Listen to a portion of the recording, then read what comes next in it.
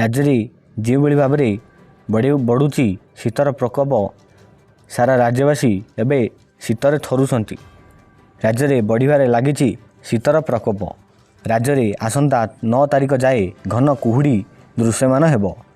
7 और 8 तारिख में पुरी, खोर्धा, नयागढ़, गंजाम, गजपति, कंधमाल, कोरापुट, रायगड़ा, नवरंगपुर, कलाहांडी, कटक और जगतसिंहपुर में घन कुहुड़ी देखा पाइबे। से 9 तारिख में आभ्यंतरीण ओडिशार विभिन्न स्थान में घन कुहुड़ी सहित दृश्यमान हेब बोली पाणीपाग विभाग पक्षर पूर्वानुमान कराई। दिनकू दिन राज्य में बढ़िबा लगी घन कुहुड़ी।